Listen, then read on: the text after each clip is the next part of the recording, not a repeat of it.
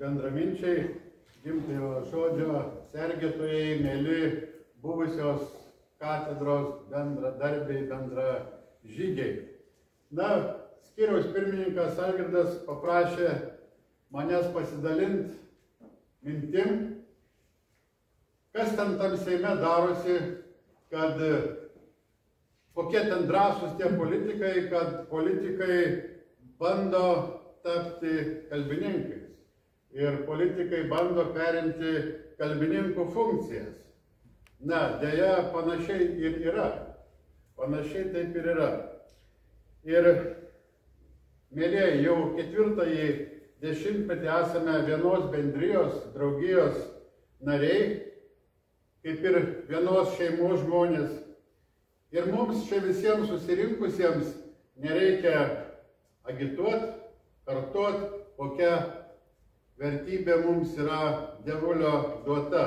Tausoti savo gimtąjį žodį, savo vaikams, savo vaikaičiams, perduoti vertybės įteisintas mūsų pagrindinėme valstybės dokumente Konstitucijoje. Regis viskas surašyta kaip Biblijoje, kaip šventajame mūsų rašte Konstitucijoje.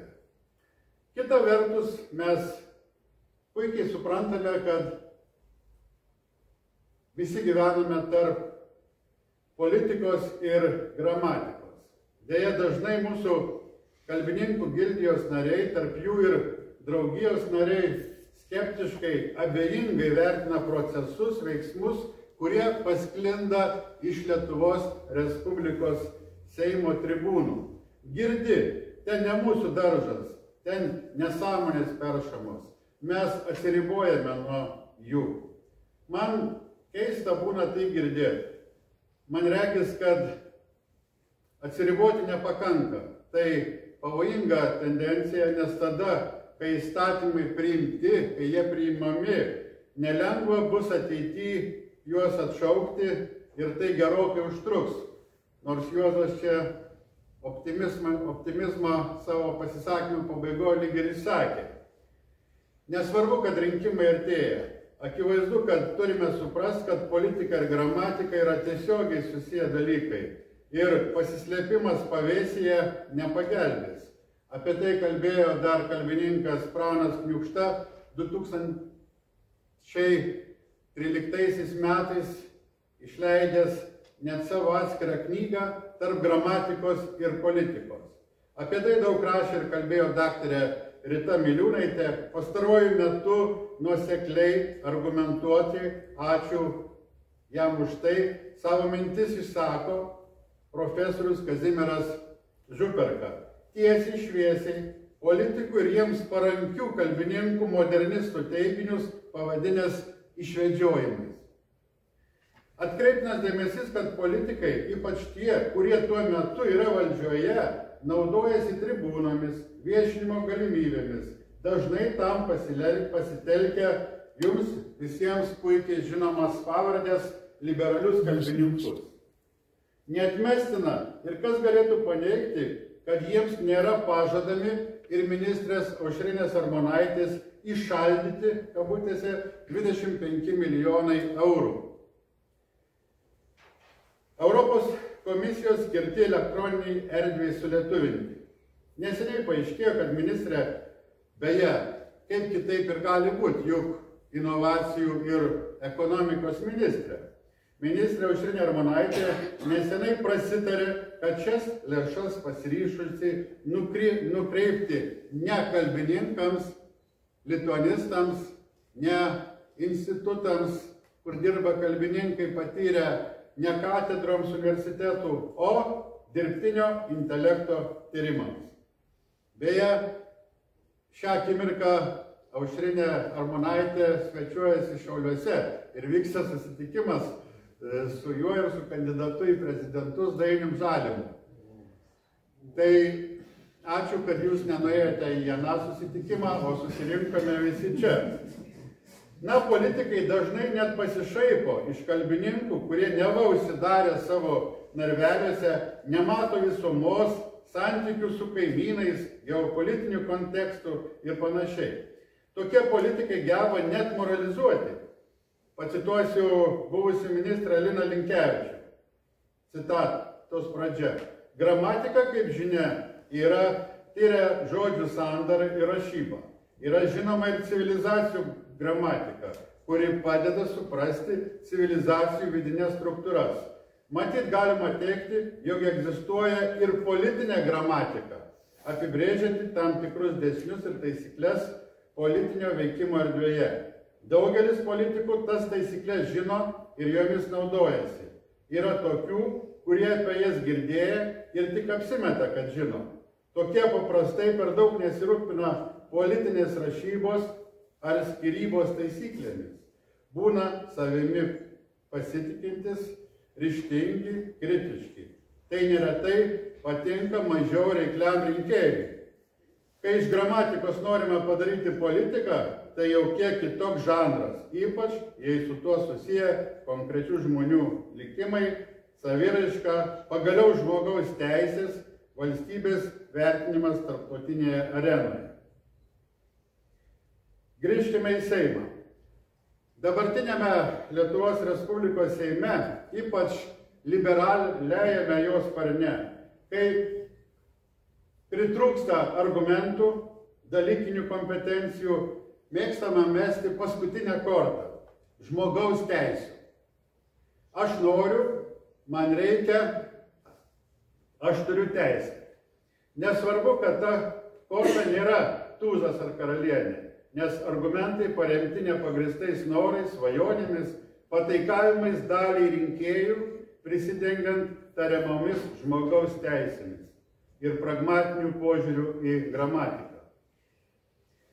Tačiau užmerkiant akis ir nemastant apie gramatikos sandarą, įstatymus, užmirštant Seimo nario priesagą įpareigojusią ginti konstitucinės vertybės, tarp kurių ir 14 Konstitucijos straipsnis.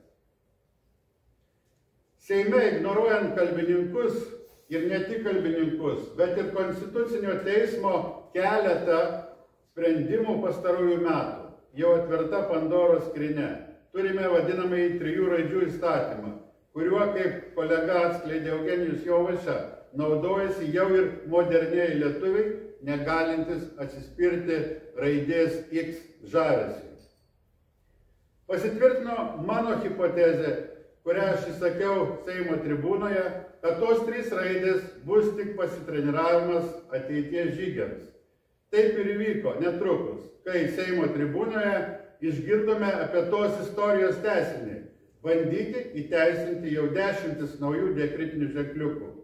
Ačiū Dieve, dar nepavyko, dar turime vertybinį stuburą, tuo kart atstovėjome. Bet ir tada mažai jutome mūsų Lietuvos kalbininkų paramą. Jie tarsi irgi nepatikėjo, kad įmanoma, kad atsirastų dar tas praturtinimas. Šį kartą užteko politikų, kad sustabdytumėm tą traktorių. Nerimo lieka ir dabar daug, nes, pavyzdžiui, gruodžio pabaigoje, gruodžio mėnesį premjerė Ingrida Šimonytė tarp 3 svarbiausių nuveiktų savo ir vyriausybės darbų paminėjo tų 3 svetimų raidžių įteisinimą asmenvardžių rašyboje. Ir šį pasiekimą premjerė tarp prizininkų paminėjo patį pirmąjį. Paskui aš koridoriui taip jau jai replikavau, sakau, galėjot nors pirmuoju jo neįvardyti, bet jį vardijo pirmąjį. Tik paskui antrasis paminėtas kaip 37 milijonų eurų grąžinimas žydams už jų prarastą turtą. Tai čia jau antrasis geras darbas. Na, o naujausias šitas vaisius mūsų politikos, tos kalbinės politikos, kabutėse, Seimo narės Ievos Pakarklytės, kaip žinot, pasiūlytas asmens vardo ir pavardės rašymo dokumentuose įstatymo pakeitimo projektas, kuriuo siekiama įteisinti atvejus, kai norima suteikti moterišką pavardę sufleksiją A, daroma iš vyriškos pavardės. Na ir čia irgi bandėm sustabdyti šitą procesą. Ačiū Dievui, iki šioliai pavyko tai dar padaryti. Po šio išpolio, tos naujos atakos, gegužės pabaigoje Seime rengiau spaudos konferenciją, ar reikia pykti su gramatika ir keisti nusistovėjusias moterų pavardžių sudarimo tradicijas. Ir tada į tą spaudos konferenciją pakviečiau ne žmogaus teisių gynėjus, o rimtus specialistus, kalbininkus, tai yra Švietimo komiteto narį akademiką Eugenijų Jovaišą, komisijos pirmininką daktarę Violetą Meiliūnaitę, daktarę Ritą Miliūnaitę ir pastaroji regis aiškiai, paprastai įsakė argumentus, kad Pakarklytės siūlymai neturi nieko bendra su daryba. Cituoju, jeigu vyro pavardė yra Šarka ir moters pavardė bus Šarka, tai kokia čia yra daryba? Žodžių daryba čia šiuo atveju tikrai nieko dėta ir nėra ko ją prisidengti. Taigi vyriškos giminės perėjimas moteriai nėra daryba, o toks politikės siūlymas liudija, kad ir Seime kuo skubiau reikia matyti surengti gramatikos kokius trumpus kursus. Aišku, verta išgirsti ir dabartinės naujosios komisijos pirmininkės daktarės Violetos Meiliūnaitės pastabą, kad nepateikus rimtų argumentų, neatlikus poreikio analizės, neišgirdus visuomenės nuomonės, o įregistravus įstatymų projektą, turime tokią situaciją, kai asmenvardžiai, skaitant pavardės, taiga nustoja būti gramatikos objektas. Tai tampa politikos dalyku. Pritariu šiai minčiai, nes kitu atveju mūsų gramatika tikrai uzurpuos politikai, o jų pareigų trukmė lemia rinkėjų valia, bet tai iš principo tai yra pareigos, kurios nėra begalinės ir jeigu Seimo narys ar konkrečiai kokia Ieva Pakarklytė užsinorės rašyti, pavyzdžiui, ačiū su nosine ir tai sieks įteisinti įstatymų. Taip mes, aišku, griausime savo gramatikos sistemą, griausime pagaliau švietimo sistemą, užauginsim jauną kartą, kuri vienos ministrės pavyzdžių rašys. Ar mes to siekiame? Politikės Ievos Pakarklytės pasiūlyta išimtis mums sukurs situaciją, kai vienos šeimos nariai, vyras ir žmona, turės tą pačią pavardę. Varna, Šarka, Smetona, Lekšna, Stundžia. Skirtumas atsiras tik gramatinio derinio metu. Ir tokia vienadienė politika juk nepakeis civilinio kodekso imperatyvios normos, kad kiekvienam vaikui yra suteikiama tėvų pavardė. Nesenai stebėjau švietimo komiteto posėdį. Ir svarstant šią problemą, kuri atkeliavo be jokių dar komisijos išvadų, be instituto dar išvadų dar nebuvo, o jau komiteto pirmininkas vos neskubos tvarka norėjo įteisinti šios dalykus. Ir švietimo komiteto posėdį išgirdau geležinį kabutėse komiteto pirmininko profesoriaus Artūro Žukausko argumentą. Jis sakė, cituoju, mano tolimas giminaitis yra Duoba.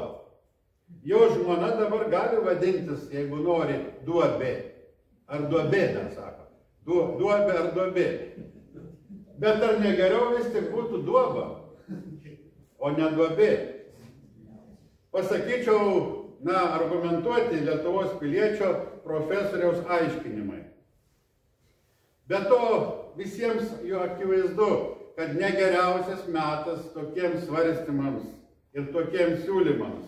Juk moterų pavardės su A yra populiarios, būdingos rusams, lenkams. Turime ir Seime pavyzdžių. Juk niekas nepyksta, kad Evelina Dobrovolska yra. Ji yra lenkaitė, tai viskas yra tvarkoj. Bet kam reikia praturtinti kad atsirastų lietuvaičių tokios pavardės. Na, akivaizdu, kad politikai ateina ir išeina, išrenkami arba ne, o gramatikos dėsniai niekur nedingsta. Ir jų negali pakeisti politikų ar atskirų piliečių norai, net jeigu tu esi Seimo narys ar Seimo narė. Na, dirbdamas Seime jau antrą kadenciją, supratau, kad jei nori ką nors sunaikinti, sukurt organizavimo, optimizavimo, reorganizavimo ar kokią kitą pertvarkos programą. Visi esate girdėję apie ministro Simono Kairio ir mūsų inspekcijos viršininko nesutarimus, nuomonių išsiskyrimą. Esate girdėję ir apie švietimo komiteto pirmininko Artūro Žukausko užuominas, kad mūsų lituanistų komisiją reikia prijungti prie kokio nors instituto, prie kokios nors katedros. Girdi, tada lengviau išspręstumėm problemas. Taigi, trūksta įrodymų, trūksta argumentų reorganizuoti. Mes puikiai prisimename, koks yra pavyzdys puikus Audrys Antanaitis, kai buvo norėta jo atsikratyti ir apie tas reorganizacijas tada ir buvo pradėta kalbėti. Ir paskutinis pavyzdys arba nauja ataka prasidėjo vėlyvą rudenį, kai Seimo pirmininkė Viktorija Čmilytė Nilsen Seime registravo Seimo nutarimo projektą Seimui atskaitingų ekspertinių patariamųjų institucijų sistemos pertvarkos koncepcijos patvirtinimo projektą ir koncepcija dar atskirai pridėta. Vadinasi, šį kartą po liberaliojo sparno naikinimo traktorium atsidūrė net 6 valstybei svarbios institucijos, šiuo metu pavaldžios Lietuvos Respublikos Seimui, iš kurių 5 norima sujungti į kažkokį naują darinį – nacionalinę gerovės agentūrą. Ir čia kaip nepamastysi apie mūsų prezidentą Gitaną Nausėdą. Peršasi tokia ciniška paralelė, lyg paaiškinimas, kad ne tik prezidentas Gitanas Nausėda kuria gerovės valstybę, bet kuriame ir mes, dabar esantis valdžioj. Čia gerovės valstybė, o čia nacionalinis gerovės agentūra. Ir visos problemos bus išspręstos. O viena iš tų institucijų, Lietuvos švietimo taryba, apskritai norima panaikinti, o kitas 5 sujungti į vieną vienetą, į agentūrą. Čia visos komisijos, tarybos, čia ir mūsų lituanistų komisija, ir nacionalinė sveikatos taryba, nacionalinė šeimos taryba. Nes ir siekis, kaip parašyta Seimo pirmininkės teikime, siekis, cituoju, suformuoti nuoseklę ir koordinuotą ekspertinių patariamųjų institucijų sistemą, užtikrinančią, kad šios institucijos tinkamai gyvendintų savo pagrindinę misiją, remiantis išimtinai ekspertinėmis žiniomis atitinkamose srityse patarti Seimui, Respublikos prezidentui, vyriausybei, valstybės ir savivaldybių institucijos visuomenėje. Citatos pabaiga. Suprask, jos to niekada nedarė, neatliko. Reikia reorganizuoti. Vadinasi, mūsų komisija, mūsų garbūs komisijos buvę dabartiniai nariai, lituanistai, kalbininkai, to nedarė jų nuomonę. Reikia dabar naujai daryti. Tas pats švietimo taryba. Švietimo tarybai profesoriai, docentai, daktarai, profesorė Mačiukaitė Žvinienė, docentas Darius Kuolys, docentė daktarė Emilija Sakadolskienė ir kiti, patardami mūsų valstybei, valdžios institucijos ir visuomeniai, teikdami išvados, pasiūlymus, vertimus, vadinasi, nesiremia išimtinai ekspertinėmis žiniomis. Vadinasi, jie diskutuodavo, supras, tik buitinių lygmenių. Na, galiu vardinti daug tų panašių tų dalykų, apie kuriuos Algirdas prašė papasakot, bet visus mano išvardytus ir nespėtus išvardyti procesus, tendencijas, aš dažnai savo pasisakymuose Seime įvardyju kaip Lietuvos varymą iš Lietuvos.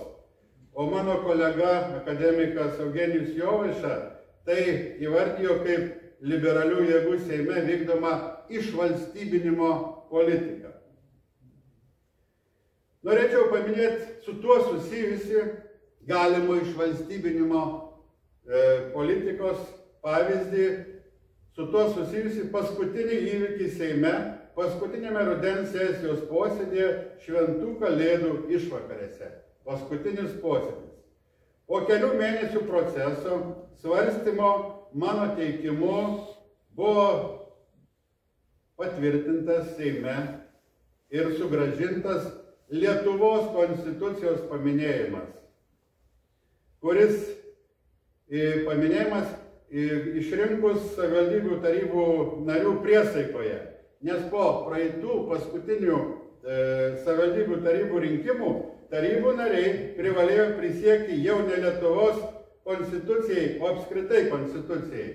Ir Juozas pabrėža jau, jam nereikėjo kartoti tekstą, vadinasi, jam pateikė tą naują variantą. O bent 5-6 savivaldybės tarybų nariai kitą dieną kažkur tarpdury, kitoj salėj, tyliai kartojo priesaikos tekstus. Priesaikos tekstus, nes jie senoviškai buvo pasakę, kad jie prisiekė Lietuvos konstitucijai. Ir vadinasi, jų atmestas visą priesaiką, nes perteklinį pavartojo žodį Lietuvos konstitucijai. Tai man 3 mėnesius teko darbuotis ir įrodinėti, kad būtų atitaisytas tas nesusipratimas mano nuomonė. Ir aš taip ir nesuradau kaltininko, niekas neprisipažino. Ar tai buvo tik techninis toks lapsusas, nesusipratimas, netyčinis, ar tai buvo netyčinis Lietuvos išbraukimas iš priesakos, ar tai nebuvo mėginimas pratintis prie federacinės Europos Sąjungos. Negaliu paliudyti to, tačiau kaip čia neprisiminsi nacionalinio susivienimo vadovų minčių, kurie įvertino mano šitas pastangas ir paskui komentavo šitą situaciją, kurie rašė, kad tai galimai Lietuvos valdžioje esantis politikai nori ir toliau lyderiauti, ruošdamiesi radikaliai ES reformai, kuria siekiama net formaliai panaikinti suverenes nacionalinės valstybės. Ir čia aktyviausios 2 seserys – Prancūzija ir Vokietija. Duok Dieve, kad nėra taip. Tai gerbiami renginio dalyviai, draugijos nariai, jūs dirbat nuostabius darbus, organizuojat konkursus, viktorinas,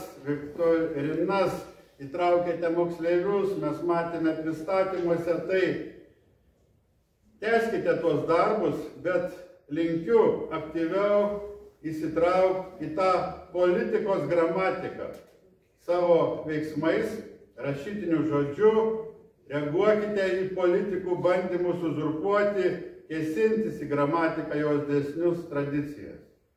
Visi kartu tik kalbininkai, lituanistai, humanitarai, šviesuomenė, stenkimės nenaikinti, siaurinti, o stiprinti, tobulinti.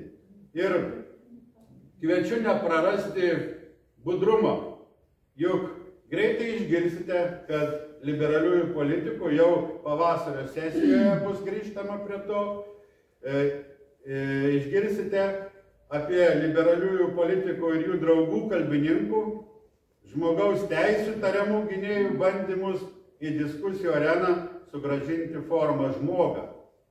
Taip pat dvikalbystės, daugiakalbystės įteisinimas suverenioje Lietuvoje.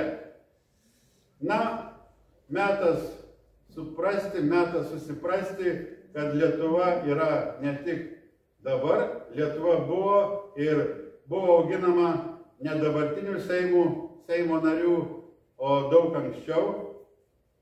Ir baigdamas norėčiau perfrazuoti jau minėto Prano Kniukštos žodžius ir priminti jo siekį darbuotis, kad mūsų gimtasis žodis neliktų nutaisytas, nudrožtas ir plikas kaip bešakė pušis, kad jis būtų gyvas, vaizdingas.